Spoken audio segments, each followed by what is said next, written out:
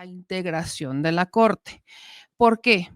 Porque hoy en la mañanera la presidenta mencionó que quizás Hugo Aguilar podría no ser el presidente de la Corte por un criterio de paridad. Vamos a escuchar esto. Comentando, no lo tenía yo presente, pues tiene que evaluar el INE quién va a ser, porque en la Constitución también viene una parte de preferencia para las mujeres. Entonces el INE tiene que ver quién sería la presidenta o el presidente del INE, pero pues nos da mucho gusto, la verdad. No había habido representación de un indígena, de una persona de pueblos originarios. Me decía hoy Jesús desde Juárez o el Nigromante. Ahí está lo que dijo la presidenta. Ahora, eso queda, lo aclara también hoy la presidenta, la consejera presidenta del INE, que dijo, sí existe ese criterio, pero esto también se resuelve bajo otra lógica. Vean esto. Es muy claro.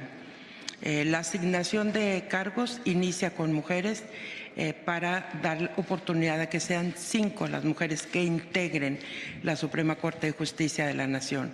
Eso no significa que en la presidencia esté establecido en la reforma, en la Constitución, que también se inicie con mujer. No, la propia reforma quedó clarísima en su artículo 94 al decir que el que obtenga la candidatura que obtenga mayor votación será la que presida los primeros 2 años y de manera subsecuente los que hayan quedado en los lugares siguientes. Así es de que no hay lugar a dudas cuando el cómputo finalice, cuando ya se realicen los cómputos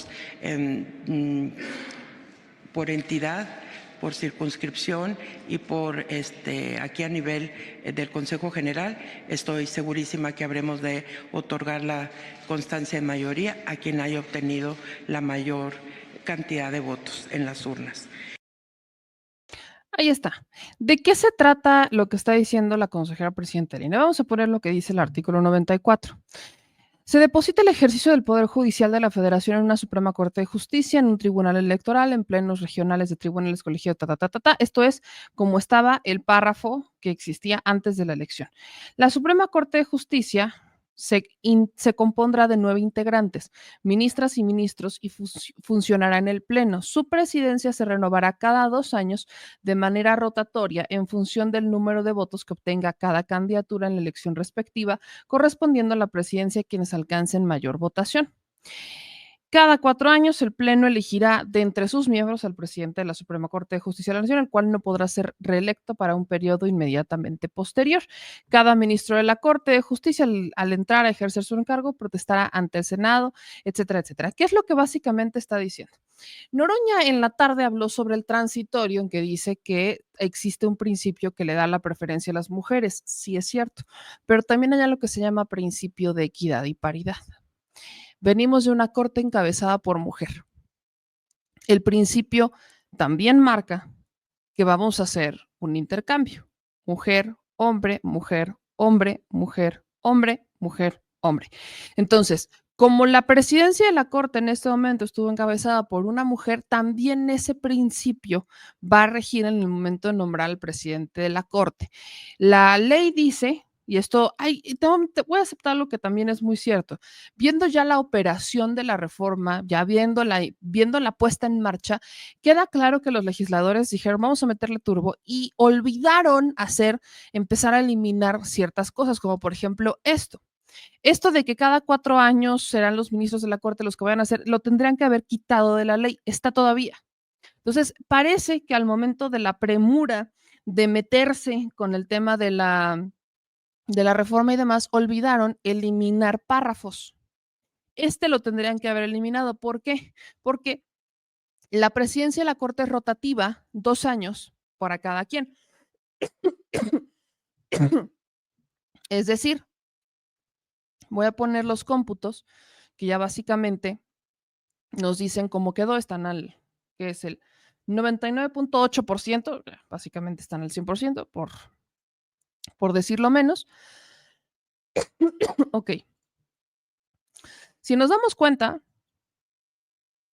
todas las mujeres, salvo Sara Irene Herrerías, están arriba de los hombres, ¿no? Tenemos a Lenia Batres, luego Yasmín Esquivel, Loreta Ortiz, María Estela Ríos. Ok, vámonos a los hombres. tenemos a Hugo Aguilar y de ahí, yo insisto, no logro entender cómo está el caso Giovanni. Para mí ese es el misterio del acordeón, porque yo coincido. En el caso de Giovanni yo no logro entender qué es lo que está haciendo ahí, ni Giovanni ni Sara Irene Herrerías. Los demás los puedo entender, pero Giovanni y Sara Irene no lo logro entender por ningún motivo, más que por el tema de los famosos acordeones. Pero a ver, Hugo Aguilar, sin duda, está arriba de Lenia Batres. ¿Qué quiere decir? Que el primer presidente de la Corte por votación sería Hugo Aguilar. 2 años después sería Lenia Batres, la presidenta de la Corte. 2 años después, la presidenta de la Corte será Yasmín Esquivel. 2 años después será Loretta Ortiz. 2 años después, María Estela Ríos. Es decir, vamos a tener una Corte que en su mayoría va a estar presidida por mujeres, salvo el inicio de la presidencia, que sería Hugo Aguilar. Entonces, estos criterios también rigen al momento de la designación. Son 2 años, también son 2 años, presidencia se intercala 2 años. Ahora, aquí hay un comentario que quiero aprovechar para responder. Y tiene mucha razón y quiero explicarlo. Ayer un poco lo expliqué, pero ahorita lo voy a hacer porque incluso estuve haciendo este análisis y le comentaba al productor que es un análisis que vale la pena hacerse de manera mucho más analítica, con análisis y datos y demás. Exacto. Nos dice Ignacio Meme Yamel, ¿ya te diste cuenta que tu público, la gran mayoría, votó por César Gutiérrez? Y es lo mismo en todos los youtubers. No se puede llegar a la conclusión de que debió de ganar César. No. Y eso es bien sencillo, les explico por qué. Tenemos un padrón electoral de 99 millones de electores y no estoy contando los mexicanos que viven en el exterior, porque contándolos somos 101 millones en el padrón electoral. Esos 101 millones somos los que podemos votar en México. 100 solamente en México, 99. De esos 99 millones votaron 13 millones, ¿ok? De esos 13 millones, los canales Pro 4T, si acaso sumamos 6 millones de votos entre todos, pensemos todos. Si acaso sumamos 6 millones, creo que ya es mucho. Y ojo, compartimos audiencias. Es decir, yo sé que comparto audiencia con Manuel, con el Chapucero. Dejé de compartir audiencia hace mucho con Vicente, pero comparto audiencia con los periodistas, por ejemplo. Entonces, las audiencias compartidas las tendríamos que descartar. Cerrémoslo, y estoy haciendo simplemente un estimado al aire, así literalmente números al aire. Cerrémoslo en que compartimos 1 millón de personas entre todos, o sea que es la misma 1 millón que nos llegaron a ver a todos, y que entre canales llegáramos a compartir 500,000. A esos 6 millones quítanle 1,5 millones para hablar de un universo de personas reales. ¿Qué estamos hablando? 4 millones y medio. 4 millones y medio de audiencia. Okay. Esos 4 millones y medio de audiencia son los que podrían haber votado por exactamente las mismas personas. Suponiendo, como estoy viendo la respuesta de las audiencias, por los compartidos o los favoritos sean Isaac y César. Vean cuántos votos saca Isaac y cuántos saca César. 2,800,000 saca Isaac y 2,400,000 saca César. Es decir, sí, nuestras audiencias votaron. Ahí están. Esos votos ahí están. Supongamos que los mismos que votaron por César votaron por Isaac y después votaron por otros candidatos. Ahí están. Entonces, esa es la respuesta y quiero hacerla, esa es la respuesta quizás más sencilla. No, y por eso yo lo mencionaba ayer.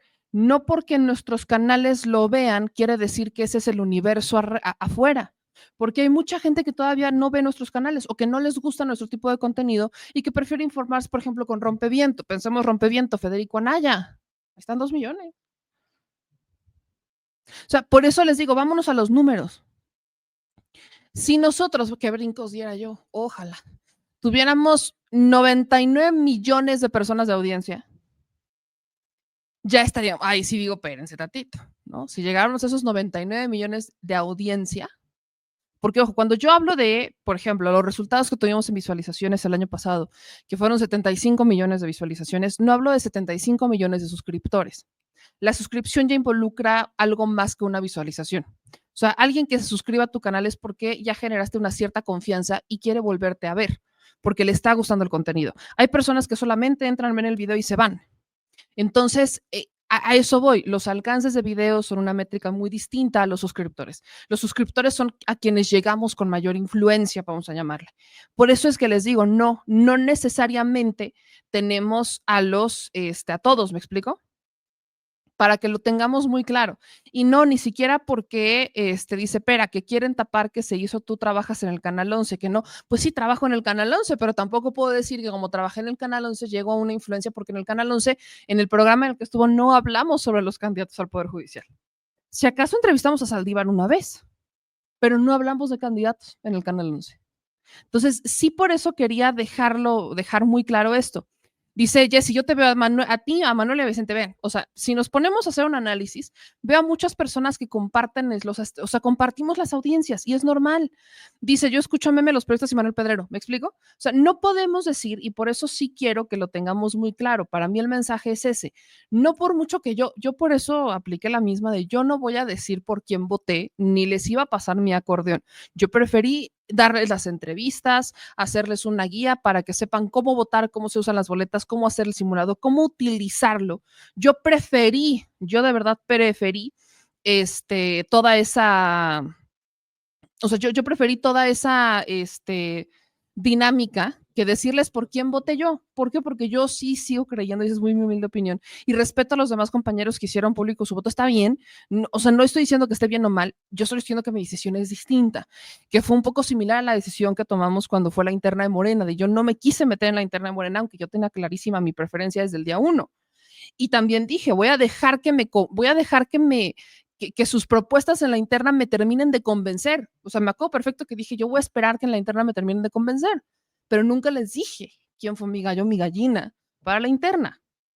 Jamás lo dije.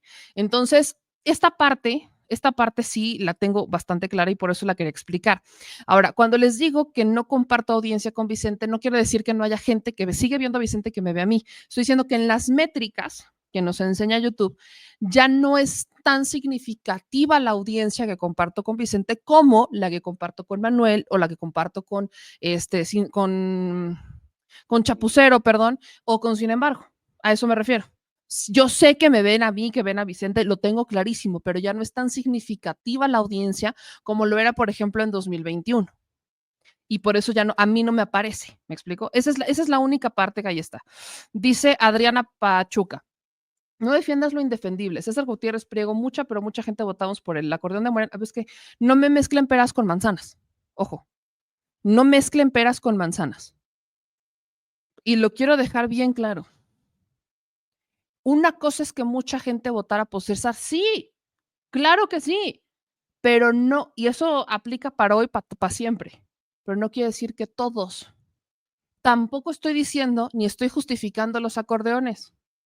Y les pido que se vayan a la referencia de como 3 o 4 videos que hice hablando sobre ellos. Y lo dije en público y en privado. Quien haya hecho esos acordeones odia al Poder Judicial, odia a la presidenta y odia el proceso. Por eso no me mezclen peras con manzanas. Hablar de los acordeones, que se me parece completamente ilegal el uso de esos acordeones y que claramente influyó en el voto, y también lo voy a explicar ahorita, no quiere decir que todo el mundo votará por César. Me voy a ello. Si ustedes se dan cuenta, el promedio, vámonos a los votos de Isaac de Paz, Federico Anaya y César. Si se dan cuenta, la diferencia entre ellos oscila entre los 200,000, entre 100, 200, 300,000 votos, entre cada uno de ellos, ¿no? ¿Qué quiere decir esto? Y esto es lo que voy a hacer en un análisis con Excel, para tenerlo de manera más estadística. Si ustedes ven los votos entre Giovanni, Irving y Arístides, se quedan, por ejemplo, la diferencia entre Arístides y de Irving es mínima. O sea, es mínima. Es de menos del 1%, ¿no? O sea, es del 0.01 casi, la diferencia entre Irving y Arístides. La diferencia con Giovanni, que es una persona que no hizo campaña, me parece brutal, porque aquí pasamos de 2.9 a 3.1. Vamos a hacerlo al aire, literalmente al aire. Si nosotros quitamos los acordeones, aún quitando los acordeones, Hugo Aguilar habría sido ganador. ¿Por qué? Vean la cantidad de votos que tiene Hugo Aguilar. 6 millones. O sea, dobla los porcentajes de todos. Quitemos en promedio 2 millones. Supongamos que el acordeón, y eso lo estoy haciendo al aire, ahí se va, pero se los voy a enseñar esta semana con estadística en Excel. Si nosotros quitamos los 2 millones, que son los que estimamos por cómo estamos viendo los números, que se movieron con el acordeón, o sea, 2 millones de votos que se movieron con el acordeón, inmediatamente quedarían fuera Giovanni, Irving y Arístides. ¿Quiénes suben? Isaac, Federico y César. En ese orden. Es decir, Hugo Aguilar hubiera sido el primer lugar, de ahí Isaac hubiera sido el segundo, Federico el tercero y el cuarto lugar hubiera sido César. Y estoy haciendo una simple estimación del impacto que tuvieron los acordeones. Eso es una estimación y habrá que hacerla con los números, porque si se dan cuenta, bajamos y vean cómo se dispara hacia abajo el porcentaje, 0%. O sea, 0.8, 0.7, hasta acá. O sea, entre los únicos en los que estuvo la corte fue entre los primeros 6 que están acá. Bueno, no, 7. 1, 2, 3, 4, 5, 6, 7. O sea, la corte entre hombres estuvo entre estos 7. Ahí está. Ahora, la cosa entre mujeres no está tan distinta. Lenia Batres 5, Yasmín Esquivel 5. O sea, los acordeones tuvieron que haber movido exactamente el mismo porcentaje de votos entre hombres y mujeres. Insisto, oscilan los 2 millones. 2 millones. Esos 2 millones son los que habrían sumado los mismos votos a las mujeres que a los hombres, que son, en el caso de Sara Irene Herrerías, más o menos lo mismo, 2 millones. O sea, Sara Irene Herrerías habría sacado 1 millón de votos en promedio, o menos de 1 millón de votos. Habría que hacerla con los números, pero ahí es donde un poco se dan cuenta cómo habría quedado el impacto, cuál es el impacto de los acordeones. Ahí está. Insisto, hay que hacer el análisis, lo voy a hacer en Excel sacando un promedio. Si alguien quiere ayudarme, alguien que sea más experto en probabilidad de estadística que yo, adelante. Y lo voy a dejar ahí hasta pues hasta ahí al tenerlo por la mesa y habría sido maravilloso. También hay algo que es muy cierto, que lo dice Draco Games. Fui funcionario y tengo una teoría. Le jugó en contra no tener las siglas de PE. Sí, y les voy a explicar por qué. Mucha gente que dijo, yo quiero votar, pero no voy a investigar a los candidatos. Y ojo, esa gente no es seguidora de YouTube, ¿ok? Porque quienes son seguidores de YouTube ya tenían un poquito más de noción. Quitemos a los seguidores de YouTube. Como les digo, hay un universo de 99 millones. En el caso de esta elección, 13. En el caso de esta elección, 13 millones de votos. ¿Okay?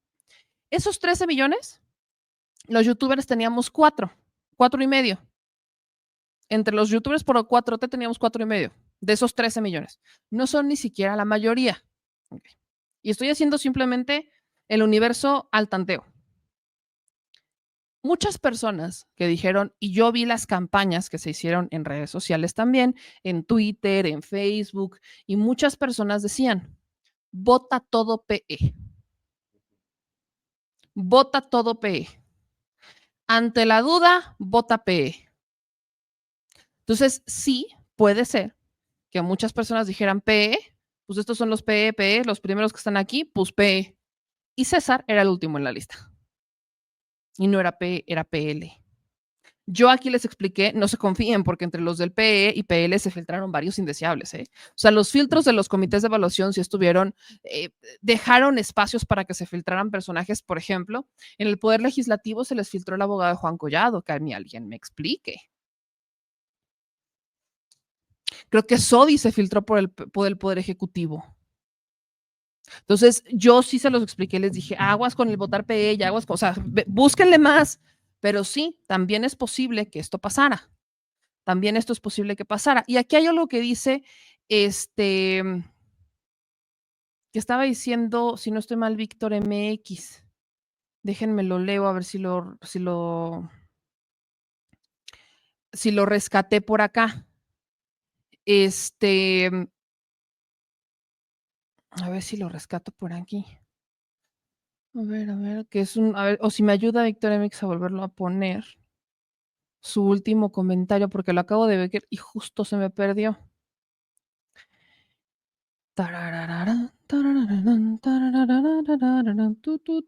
Pónganme música de elevador.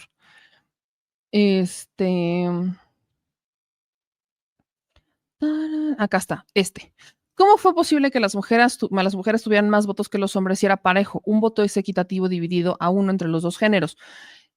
Sí, no. Puede ser que muchas personas votaran solamente por las mujeres y que no votaran por hombres. Eso también pudo pasar. Y también hay un porqué. Al menos Lenia, Yasmín y Loreta ya eran muy conocidas porque son ministras en funciones.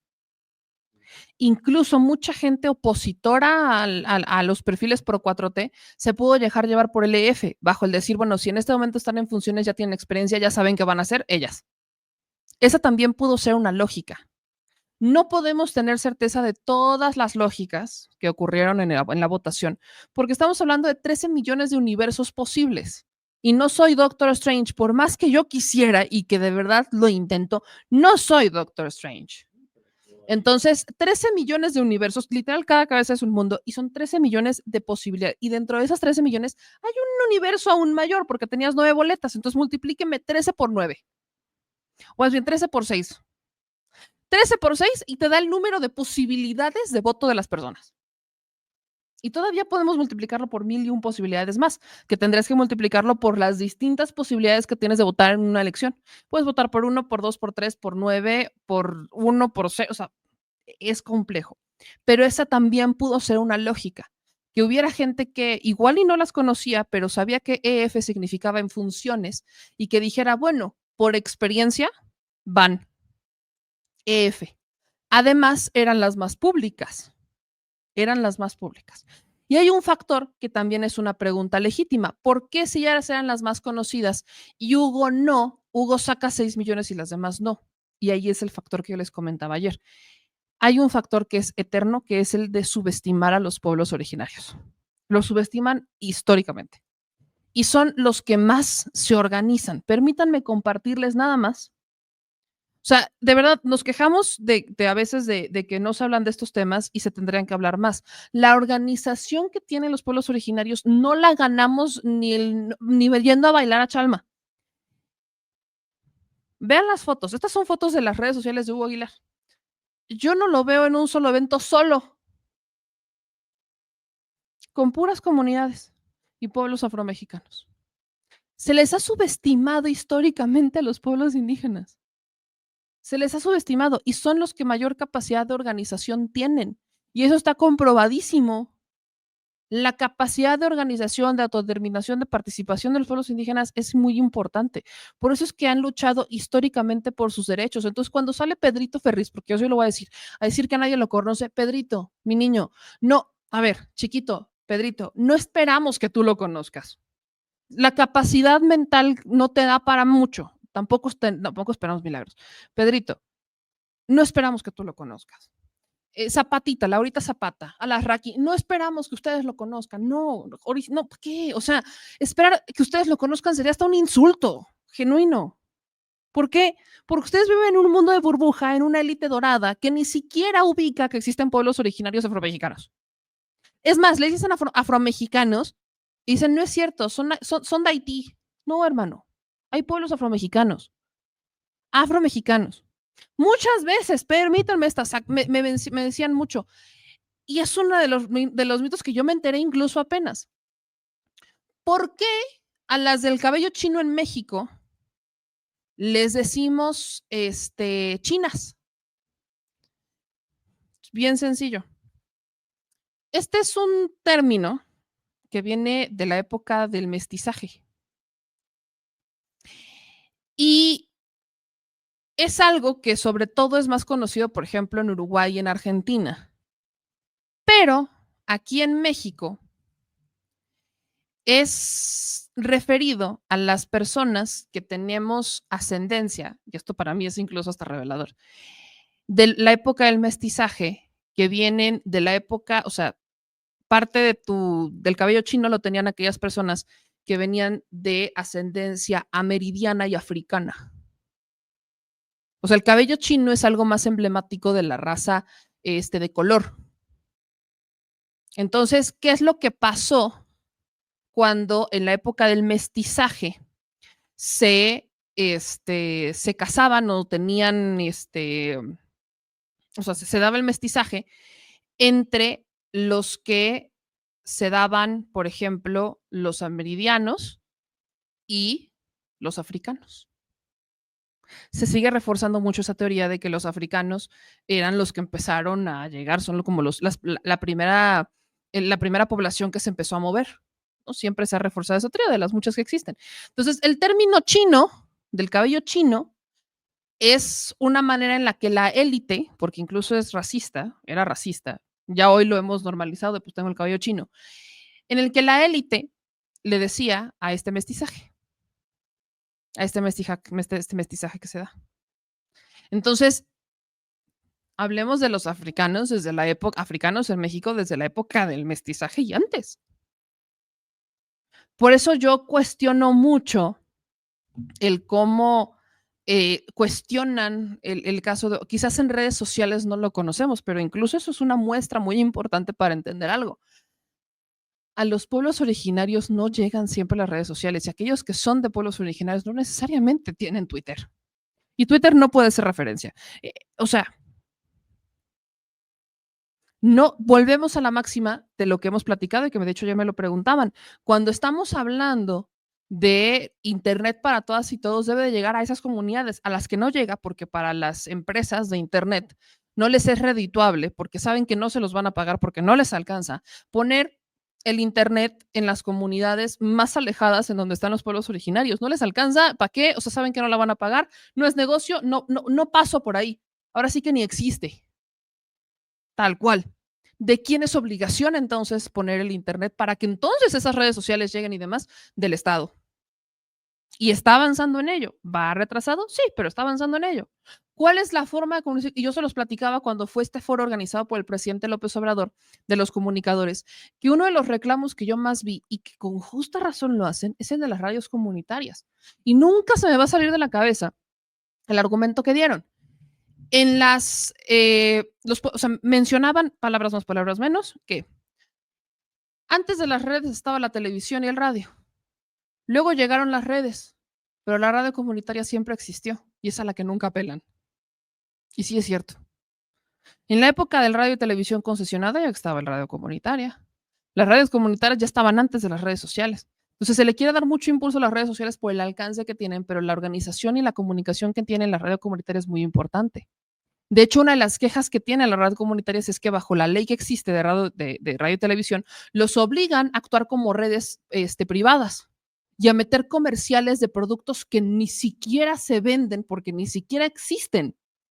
Entonces, lo que pedían, y con justa razón, es que les permitieran utilizar y adaptar los comerciales que tienen, con los que tienen que cumplir por el espacio radioeléctrico y demás, a los productos que son de ellos, a la tiendita de la esquina, a la miscelánea de la señora de enfrente, a los productos, a los restaurancitos, a las fonditas, a los lugares que ellos tienen, para que pudieran cumplir con esos espacios que pide de comerciales, pero que no los obligaran. Uno de los que sigue ocurriendo es el de por qué el INE me quiere obligar a poner comerciales de partidos políticos cuando aquí yo tengo mi principio de autodeterminación y aquí nos instalan casillas. Entonces, eso se tendría que regular, justamente esto, se tendría que regular. Por eso lo menciono mucho. Entonces, sí hay que hablar sobre eso de, es que no existen, es que no, espérense. Sí existen, ahí están y son los más organizados. Y cuando van a votar, van a votar. Podrán no votar por partidos políticos, pero hoy tenían un candidato que era suyo. De verdad creíamos que no iban a salir. ¿En serio? ¿En serio? O sea, por partidos políticos y por candidatos que van cuando se les ocurre y que voltean de noche y que hoy sí vengo y aquí soy y yo soy de ustedes, ajaja, chido. Por esos no van a votar nunca. Pero por alguien que los ha representado, que ha estado cerca, ay, canta distinta la cosa.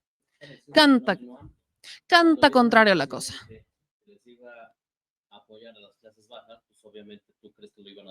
Por supuesto que no. Por supuesto que no. Vamos a ver un resumen de dónde fueron las entidades de la República Mexicana en las que salieron a votar más personas. Curioso, en el primer lugar estuvo San Luis Potosí. La participación ciudadana en la elección extraordinaria del Poder Judicial presentó contrastes marcados a nivel nacional. De acuerdo con los cómputos distritales del INE, los estados con mayor participación fueron San Luis Potosí, gobernado por el Partido Verde con 21.94%, seguido por Coahuila, gobernado por el PRI con 20.84%, y en tercer lugar Hidalgo, de administración morenista con 20.78%. Los estados con menor participación fueron Guanajuato, gobernado por el PAN con 7.22%, Jalisco, gobernado por Movimiento Ciudadano con 7.67%, y Sonora, gobernado por Morena con 8.16%. Un dato interesante es que en los estados donde se realizaron elecciones locales hubo una afluencia por encima de la media. Tal es el caso de Durango con 20.18% de participación ciudadana y Veracruz con 17.97%. Por otro lado, se encuentran los votos nulos que se presentaron en la elección. Sobre estos, la consejera presidenta Guadalupe Tadei señaló que serán analizados al terminar el cómputo total de los votos. Si tienes votos nulos por diferentes razones, el que decide anular o el que vota de manera errada o el que no vota de manera decidida y por tanto no puedes definir si el voto era válido para una o para otra candidatura. Esas son algunas de las razones. Todavía no tenemos las cifras, pero seguramente cuando concluyamos con los cómputos ya tendremos los porcentajes correspondientes. Punto de referencia, Rubén Fieital Nes.